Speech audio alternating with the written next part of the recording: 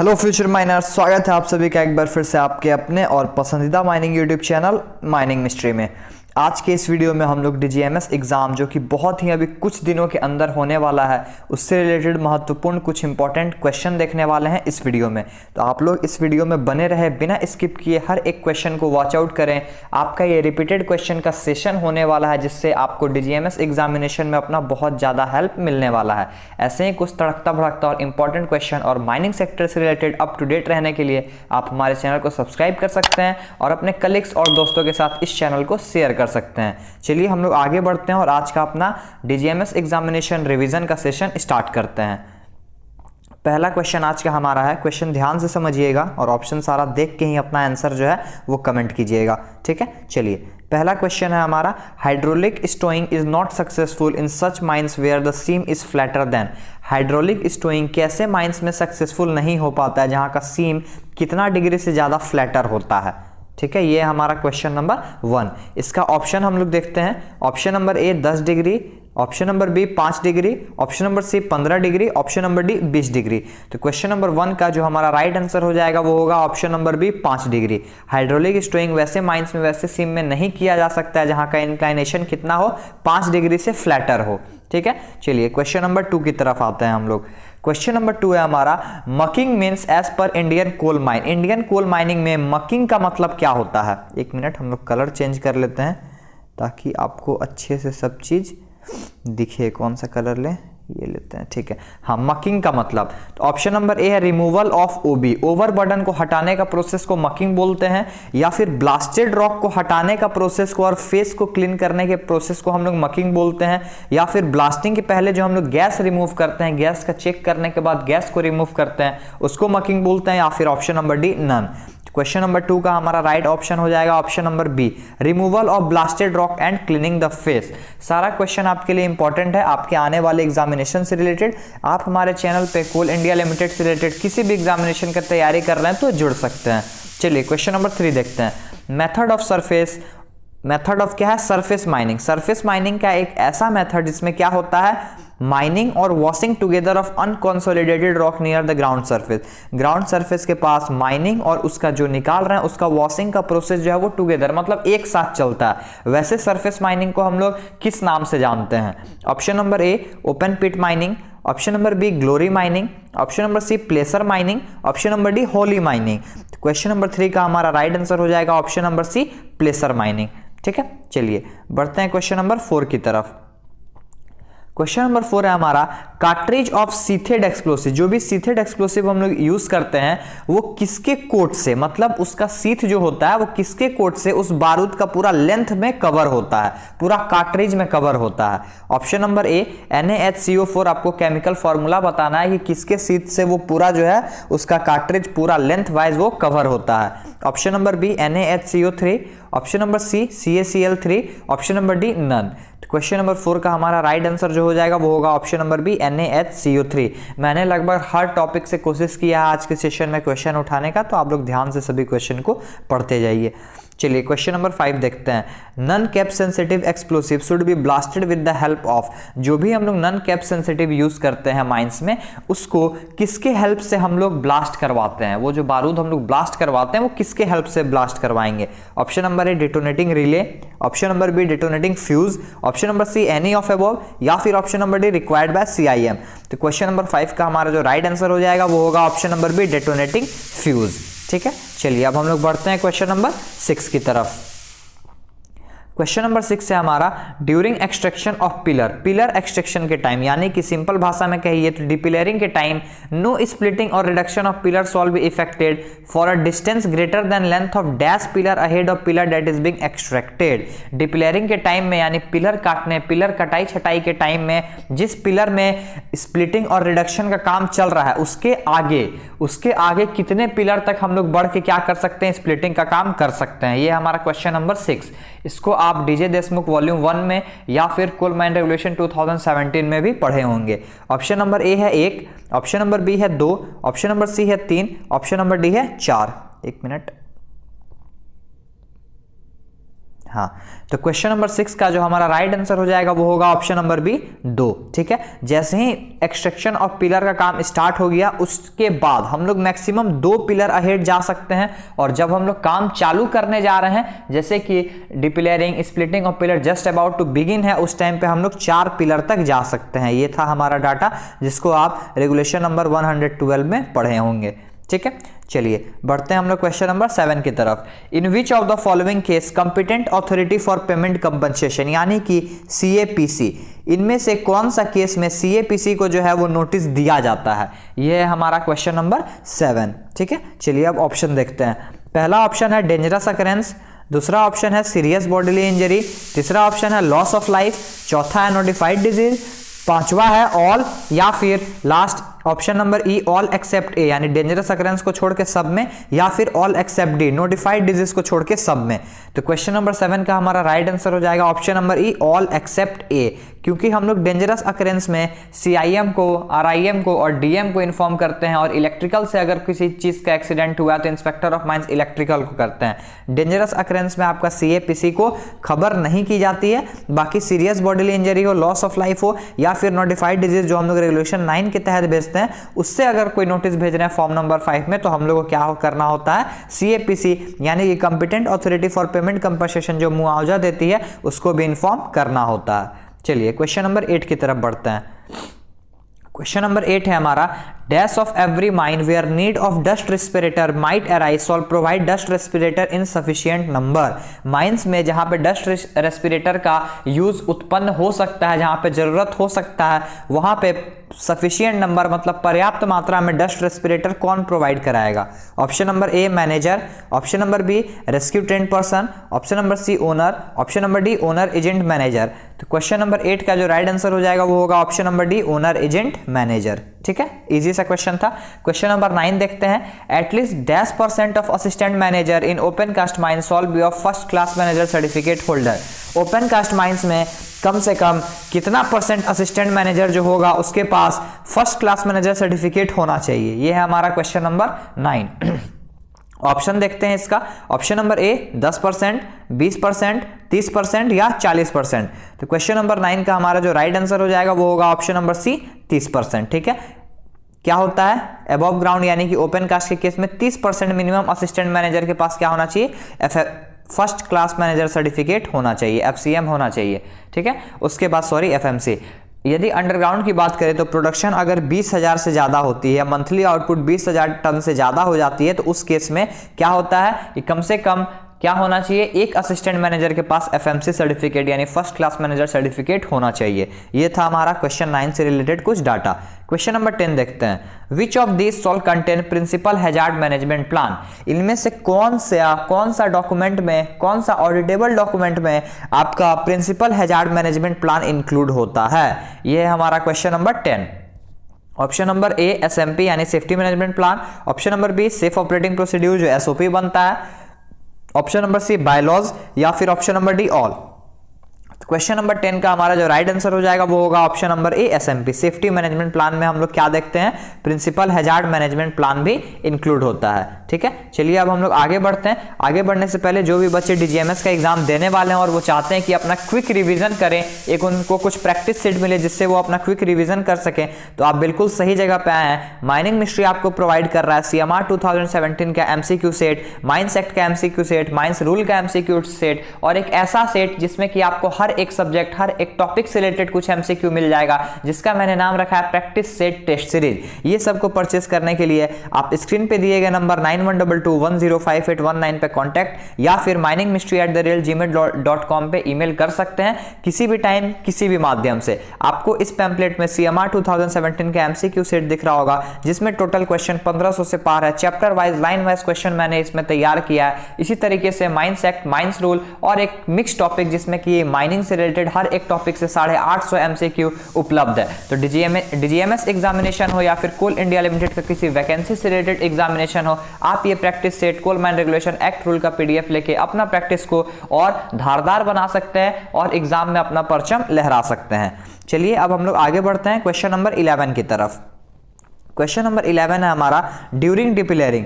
क्या डिपिलरिंग के टाइम में हम लोग क्या देख रहे हैं? हम डिपिलरिंग के टाइम में जब भी गैलरी को क्या किया जाता है, वाइडेंड किया जाता है या फिर हाइटेंड किया जाता है, यानी कि उसका कटाई जो भी होता है उसका कटाई किया जाता है हाइट के थ्रू या फिर उसका चौड़ाई के थ्रू, विड्थ के थ्रू, उस टाइम पे क्या होता है वहां पे हम लोग सपोर्ट लगाते हैं। तो वो सपोर्ट का कुछ डाटा है कि प्रॉप कितने दूरी पे लगाएंगे और हम लोग चौक कितने दूरी पे लगाएंगे, ये हम लोग को क्वेश्चन नंबर 11 में बताता है। ऑप्शन नंबर ए है, ये फर्स्ट वाला जो डाटा है वो प्रॉप के लिए है, सेकंड वाला चौक के लिए है। हर 3 मीटर में एक प्रॉप और हर 1 मीटर में एक चौक, या फिर हर 1.2 मीटर में प्रॉप, 3.5 मीटर में चौक, या फिर 1.2 मीटर में प्रॉप, 3 मीटर में चौक, या फिर 3 मीटर में प्रॉप, 1.5 मीटर में चौक। तो क्वेश्चन नंबर 11 का जो राइट आंसर हो जाएगा वो होगा आपका ऑप्शन नंबर सी। हर एक 1.2 मीटर में आपको क्या लगाना है, प्रॉप लगाना है, और हर 3 मीटर में चौक लगाना है। किस टाइम पे? डिप्लेयरिंग के टाइम में, जब भी आप गैलरी को क्या कर रहे हो, हाइटनिंग या फिर वाइडनिंग कर रहे हो। तो चलिए क्वेश्चन नंबर 12 देखते हैं। क्वेश्चन नंबर 12 हमारा स्टोइंग चैप्टर से रिलेटेड है। जो अंडरग्राउंड माइंस में स्टोइंग होता है डिप्लेयरिंग के टाइम में, उस टाइम में मिक्सिंग चैम्बर में हम लोग एक इंस्ट्रूमेंट फिट करते हैं जिसको हम लोग बोलते हैं लिया रिकॉर्डर। तो लिया रिकॉर्डर जो हम लोग मिक्सिंग चैम्बर में फिट करते हैं वो किस चीज को मेजर करने के लिए, यानी कि किस चीज को नापने के लिए हम लोग फिट करते हैं? ऑप्शन नंबर ए है water input, option number B है सैंड इनपुट, मतलब कितना सैंड जा रहा है मिक्सिंग चैम्बर में, कितना पानी जा रहा है, या फिर जो पानी जा रहा है उसके प्रेशर को नापने के लिए, या फिर ऑप्शन नंबर डी नन। तो क्वेश्चन नंबर 12 का हमारा राइट आंसर हो जाएगा option number B sand input. ठीक है, बालू की मात्रा को नापने के लिए हम लोग वहां पे मिक्सिंग चैम्बर में क्या लगाते हैं, लिया रिकॉर्डर लगाते हैं। वाटर इनपुट को नापने के लिए केंट वेलोमीटर टाइप का एक इंस्ट्रूमेंट हम लोग उसमें फिट करते हैं। ठीक है, चलिए क्वेश्चन नंबर 13 देखते हैं। क्वेश्चन नंबर 13 है हमारा the lead used over a prop. Lead मतलब जिसको आम भाषा में, माइनिंग के भाषा में हम लोग पाटा भी बोलते हैं। जो प्रॉप के ऊपर, जो हम लोग ऐसे करके प्रॉप लगाते हैं उसके ऊपर हम लोग क्या करते हैं, एक ऐसे लीड लगाते हैं ताकि वो क्या करे, रूफ में अच्छे से पकड़ ले और उसका ग्रिप बहुत ज्यादा मजबूत बन जाए। तो ऐसा जो लीड होता है उसका थिकनेस और लेंथ कितना होना चाहिए, ये है हमारा क्वेश्चन नंबर 13। विड्थ तो आपको पता है कि प्रॉप का डाया से कम नहीं होना चाहिए, इसलिए मैंने विड्थ नहीं दिया है, थिकनेस और आपको लेंथ बताना है। पहला ऑप्शन जो है वो थिकनेस है, दूसरा आपका लेंथ है। 8 metre 50 centimetre, 8 centimetre 50 metre, 50 centimetre 8 centimetre, या फिर 8 सेंटीमीटर 50 सेंटीमीटर। तो देखिए जो भी थिकनेस होगा, थिकनेस आपका 8 सेंटीमीटर से कम नहीं होना चाहिए और लेंथ जो है वो 50 सेंटीमीटर से कम नहीं होना चाहिए। विड्थ की बात मैंने किया तो विड्थ जो है, जो भी प्रॉप के उसके नीचे लग रहा है उस प्रॉप का जो भी विड्थ है उसके विड्थ से कम लीड का विड्थ नहीं होना चाहिए। इसके साथ साथ यदि कोई लूज मटेरियल में, यानी कि बालू वगैरह में अगर आप कहीं उस प्रॉप को लगा रहे हैं तो उस प्रॉप के नीचे हम लोग क्या लगाते हैं, एक फ्लैट बेस पीस लगाते हैं। उसका क्या हो जाता है, diameter 5 centimetre into 25 centimetre into 75 centimetre, ये हो जाएगा लेंथ, ये हो जाएगा विड्थ, ये हो जाएगा थिकनेस। ठीक है, मतलब लेंथ 75, विड्थ 25 और thickness 5 centimetre flat base piece का आपका डिटेल हो जाएगा। ठीक है, जिसको हम लोग क्या करते हैं, प्रॉप के बॉटम में लगाते हैं।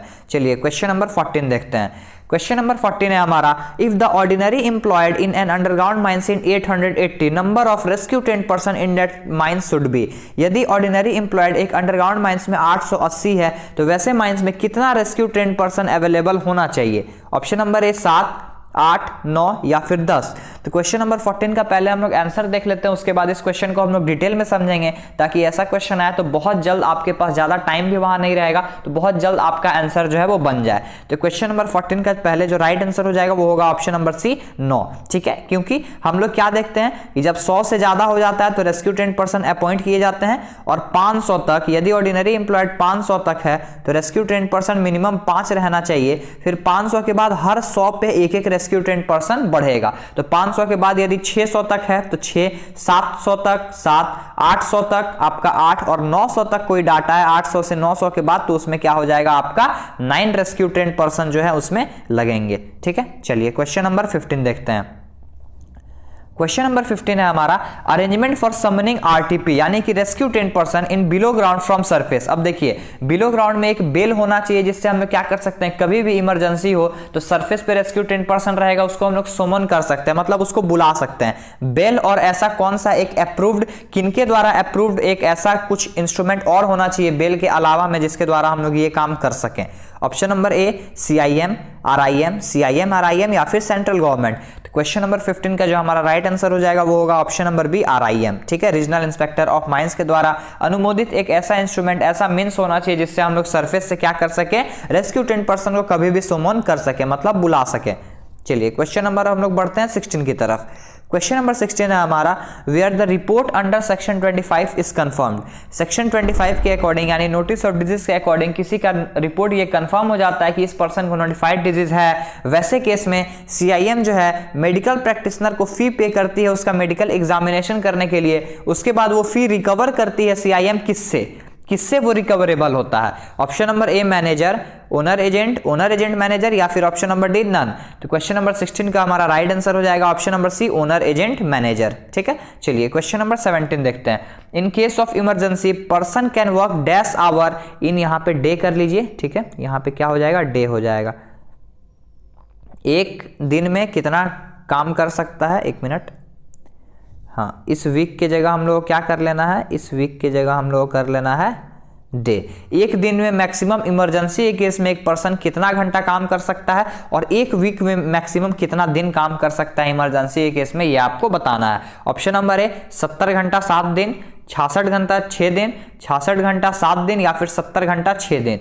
तो क्वेश्चन नंबर 17 का जो राइट आंसर हो जाएगा वो होगा एक सप्ताह में मैक्सिमम 66 आवर और एक सप्ताह में मैक्सिमम 7 का 7 दिन वो इमरजेंसी केस में काम कर सकता है। यही बात अगर अर्जेंट वर्क की करें तो अर्जेंट वर्क में एक दिन में मैक्सिमम 10 आवर्स वो काम कर सकता है। जैसे कोई इनकम्प्लीट काम छूट गया हो, ब्लास्टिंग ऑपरेशन छूट गया हो, मशीन का फिटिंग हो रहा हो, ऐसे केस में कोई अर्जेंट वर्क में 10 घंटा एक दिन में। ठीक है, चलिए क्वेश्चन नंबर 18 देखते हैं। Every regulation rule by law shawl B laid down before parliament. Laid down मतलब होता है रखना, यहाँ पे लेड का मतलब ले मतलब बिछाना होता है, लेकिन यहाँ पे बिछाना नहीं, यहाँ पे हर एक रेगुलेशन रूल बाय लॉ जब से फोर्स किया जाता है उसके बाद पार्लियामेंट के सेशन में उसको रखा जाता है कम से कम कितने पीरियड के लिए, कितने टाइम के लिए। ऑप्शन नंबर ए 20 दिन, एक वीक यानी एक सप्ताह, 6 महीना, 30 दिन या फिर 1 साल। तो क्वेश्चन नंबर 18 का जो राइट आंसर हो जाएगा वो होगा ऑप्शन नंबर डी 30 दिन। ठीक है, मिनिमम 30 दिन उसको क्या किया जाएगा, पार्लियामेंट में मीटिंग में उसको मीटिंग किया जाएगा। ठीक है, सेशन में। चलिए क्वेश्चन नंबर 19 देखते हैं। क्वेश्चन नंबर 19 है हमारा, employment of women in underground mines. आपको तो पता ही होगा अगर आप माइनिंग फील्ड के हैं तो या फिर आने वाले हैं तो, कि अंडरग्राउंड माइंस में पहले क्या था, महिला का नियोजन मतलब महिला का अपॉइंटमेंट मनाही था, प्रोहिबिटेड था। ओपन कास्ट में सरफेस में होता था लेकिन अंडरग्राउंड में मनाही था। लेकिन अब का सीन ये है कि अंडरग्राउंड में भी महिला सशक्तिकरण को बढ़ाते हुए अंडरग्राउंड में भी महिला का एम्प्लॉयमेंट को राजी दे दिया गया है। तो ये जो कदम उठाया गया ये कब से फोर्स हुआ है इंडियन गैजेट में, कब से ये माना गया है कि अंडरग्राउंड माइंस में भी महिला जो है वो काम कर सकती है। ऑप्शन नंबर ए 29 फरवरी 2017, 27 नवंबर 2017, 29 जनवरी 2019 या फिर 26 फरवरी 2019। तो क्वेश्चन नंबर 19 का जो राइट आंसर हो जाएगा वो होगा ऑप्शन नंबर सी 29 जनवरी 2019। ठीक है, चलिए बढ़ते हैं क्वेश्चन नंबर 20 की तरफ। क्वेश्चन नंबर 20 है हमारा, whoever continue to work in a mine in contravention of any order made under section 22 या फिर 22A, मतलब कि सेक्शन 22 और 22A के अकॉर्डिंग कोई इंस्पेक्टर या CIM किसी काम के लिए मनाही किया गया है किसी एरिया में जाके काम करने के लिए, और वैसे ऑर्डर को तोड़ के उसको कंट्रावेंट करके कोई पर्सन जाके वहां काम करता है जबरदस्ती, वैसे केस में उसको कितना साल का जेल और याद रखिएगा या नहीं है और मतलब कितना साल का जेल और फाइन लगेगा, इसमें दोनों लगता है। बाकी के केस में हम लोग क्या देखते हैं, जब भी हम लोग पेनल्टी देखते हैं तो या तो पेनल्टी फाइन लगेगा या फिर इंप्रिजमेंट लगेगा और बोथ या दोनों लग सकता है। इसमें आपको दोनों लगेगा ही लगेगा। 1 साल का जेल प्लस 1000 जुर्माना, 2 साल का जेल 1000 जुर्माना, 2 साल का जेल 5000 जुर्माना या फिर 1 साल का जेल 5000 जुर्माना। तो क्वेश्चन नंबर 20 का हमारा राइट आंसर हो जाएगा ऑप्शन नंबर सी 2 साल का जेल प्लस दोनों लगेगा 5000 का जुर्माना। तो इसीलिए 22 और 22A के अकॉर्डिंग आपको किसी तरह का कोई कंट्रावेंशन में यानी कि ऑर्डर तोड़ते हुए काम नहीं करना है। चलिए अब हम लोग आगे बढ़ते हैं, क्वेश्चन नंबर 21 देखते हैं। एवरी पास बाय, हर एक पास बाय, जो पास बाय हम लोग किस लिए बनाते हैं, एक साफ्ट यहाँ है और एक साफ्ट यहाँ है, तो माइंस में ये दोनों साफ्ट को जो कनेक्ट करता है उसको हम लोग बोलते हैं पास बाय। बाईपास और पास बाय का मैंने डिटेल इसलिए दिया है क्योंकि इसका हाइट तो सभी को याद रखते हैं 1.8, लेकिन इसका विड्थ में कंफ्यूजन हो जाता है। तो पास बाय का विड्थ, इसका जो विड्थ होगा ये एरिया जो होगा वो कितना होगा। ऑप्शन नंबर ए एटलीस्ट मतलब कम से कम इतना होना चाहिए, 1.2 मीटर, 1.5 मीटर, 1.8 मीटर या फिर 2.5 मीटर। तो क्वेश्चन नंबर 21 का जो राइट आंसर हो जाएगा वो होगा ऑप्शन नंबर बी 1.5 मीटर। इसकी चौड़ाई जो होती है 1.5 मीटर होती है। और जो हम लोग बाईपास बनाते हैं, बाईपास क्या करती है, एक शाफ्ट है, यहां से एक हम लोग बाईपास बनाएंगे जो क्या करेगी, सीधा यहां आपको छोड़ेगी, मतलब शाफ्ट के उस पार। ऐसे बाईपास का जो विड्थ होता है वो 1.2 मीटर होता है मिनिमम। ठीक है, चलिए क्वेश्चन नंबर 22 की तरफ बढ़ते हैं। क्वेश्चन नंबर 22 है हमारा, ऑन और before the dash of every year, हर साल के कितने तारीख को ओनर एजेंट मैनेजर क्या करता है, माइंस के नोटिस बोर्ड में नोटिस चिपकाता है regarding information regarding leave with wages. Leave with wages से रिलेटेड जो भी इंफॉर्मेशन है, किसका छूटा है, कितना बचा है, इससे रिलेटेड हर साल कितने तारीख को 1 जनवरी तक का, यहाँ पे ये भी लिख लीजिए 1 जनवरी तक का जो है नोटिस चिपकाता है owner agent manager. Option number B A 20 फरवरी, ऑप्शन नंबर बी 1 जनवरी, ऑप्शन नंबर सी 1 मई, ऑप्शन नंबर डी 20 मई। तो क्वेश्चन नंबर आपका 22 का राइट आंसर हो जाएगा ऑन और बिफोर 20 फरवरी। ठीक है, ऑन और बिफोर 20 फरवरी, option A is the right answer. 1 जनवरी तक का लीव विथ वेजेस का जो भी डिटेल है वो नोटिस बोर्ड पे ओनर एजेंट मैनेजर लगवाता है, किस फॉर्म में, फॉर्म नंबर एल में। ठीक है, चलिए बढ़ते हैं हम लोग क्वेश्चन नंबर 23 की तरफ। 23 नंबर क्वेश्चन है हमारा, over time wages shawl be maintained in form. Over time wages, जो आदमी ओवर टाइम यानी कि ओवर टाइम जो काम करता है, किस रजिस्टर में उसका डाटा मेंटेन्ड होता है। ऑप्शन नंबर ए फॉर्म ए में, फॉर्म बी में, फॉर्म सी में या फिर फॉर्म डी में। तो क्वेश्चन नंबर 23 का जो राइट आंसर हो जाएगा वो होगा option number B, extra wages जो हम लोग रजिस्टर फॉर्म नंबर बी में मेंटेन करते हैं। चलिए क्वेश्चन नंबर 24 देखते हैं। Which of these is not included in wages calculated for leave. मतलब लीव विथ वेजेस का जब भी हम लोग पेमेंट कैलकुलेट करते हैं उस टाइम पे इनमें से कौन सी बातों को उसमें इंक्लूड नहीं किया जाता है उसके वेतन में। Option number A overtime, bonus, option number C both यानी कि दोनों, या फिर कंपनसेशन जो मिलता है free issue of food grain से रिलेटेड वो इंक्लूड नहीं होता है। तो क्वेश्चन नंबर 24 का जो राइट आंसर हो जाएगा वो होगा ऑप्शन नंबर सी बोथ। ना ही ओवर टाइम इंक्लूड होता है, ना ही बोनस इंक्लूड होता है। इसको छोड़ के आपका डियरनेंस अलावेंस इंक्लूड होगा, आपका कंपनसेशन इन कैश इंक्लूड होगा, compensation for free issue of food grain include होगा। ठीक है, चलिए क्वेश्चन नंबर हम लोग 25 देखते हैं।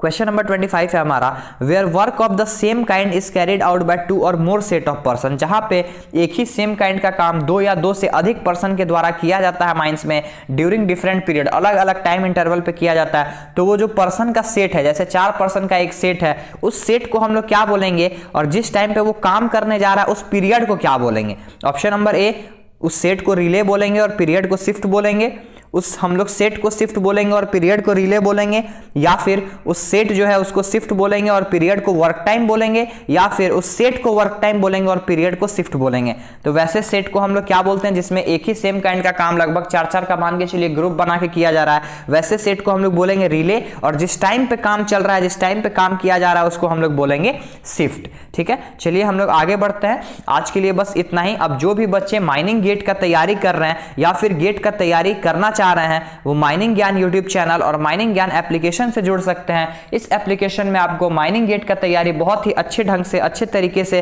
कराई जाएगी, जिसमें आपका लाइव डिजिटल क्लास होगा, डिजिटल बोर्ड पे आपको ऑनलाइन क्लास लिया जाएगा, आपको मॉक टेस्ट सीरीज प्रोवाइड कराया जाएगा, लाइव क्लास रिकॉर्डिंग आपको लाइव क्लास के बाद मिल जाएगा ऐप में, जहां से आप इनका कभी भी लाइव क्लास का रिकॉर्डिंग देख सकते हैं। उसके बाद आपको study materials, handwritten note PDF के फॉर्म में आपको ऐप में ही मिल जाएगा। मतलब कि एक गेट विद्यार्थी को जो अपना एम को अचीव करने के लिए, सक्सेसफुल होने के लिए चाहिए, वो सारा चीज आपको माइनिंग ज्ञान दे रहा है मात्र 6,500 रुपए 1 साल का। और यदि आप इनका 2 साल और 3 साल का कोर्स को ज्वाइन करना चाहते हैं अपना एक सुनहरा भविष्य के लिए, तो वो भी आप कर सकते हैं। 2 साल का कोर्स है इनका 2025 और 2026 दोनों कोर्स। अगर दोनों साल के लिए आप तैयारी करना चाहते हैं तो इनका जो प्राइस होने वाला है वो बस 10,500, मतलब 2 साल के लिए अगर आप एनरोल कराना चाहते हैं तो बस 10,500 में आप इनके लाइव डिजिटल बोर्ड एक अच्छे फैकल्टी के साथ full length mock test series का फायदा उठाते हुए लाइव क्लास रिकॉर्डिंग देख सकते हैं। अगर आप लाइव देखना चाहते हैं तो लाइव भी देख सकते हैं, बाद में उसका रिकॉर्डिंग भी देख सकते हैं। उसके बाद स्टडी मटेरियल से अपना प्रैक्टिस जो है वो भी कर सकते हैं। यदि आप 2 साल से ज्यादा के लिए माइनिंग ज्ञान से जुड़ना चाहते हैं तो आप इनका 3 साल का कोर्स ले सकते हैं, जिसमें आपको 2025, 2026 और 2027 से रिलेटेड 3 साल का कोर्स प्लान आपको मिलेगा 11,500 में, जिसमें आपका गेट का पूरा एक full length test, full length तैयारी आप आपकी कराई जाएगी जिसमें आपका सक्सेसफुल रेट बहुत ही ज़्यादा होने वाला है। तो मेरा रिकमेंडेशन है कि माइनिंग ज्ञान चैनल से, यूट्यूब से प्लस माइनिंग ज्ञान ऐप को डाउनलोड करके आप माइनिंग गेट की तैयारी के लिए माइनिंग ज्ञान से अपना कोर्स जो है वो परचेज करें। चलिए हम लोग मिलते हैं अपने नेक्स्ट वीडियो में। Best of luck for your all DGMS examination. मिलते हैं हम लोग नेक्स्ट वीडियो में किसी नेक्स्ट इंफॉर्मेटिव टॉपिक के साथ। टिल देन जय हिंद, जय भारत, टेक केयर। वीडियो में बने रहने के लिए आप सभी का बहुत बहुत धन्यवाद। ऐसे ही माइनिंग मिस्ट्री चैनल पे अपना सपोर्ट बनाए रखें और माइनिंग इंडस्ट्री के लेटेस्ट न्यूज़ और डेवलपमेंट से अप टू डेटेड रहने के लिए आप हमारे चैनल को सब्सक्राइब करें और बेल आइकन को जरूर प्रेस करें ताकि आपसे कभी भी कोई भी अपडेट मिस ना हो पाए।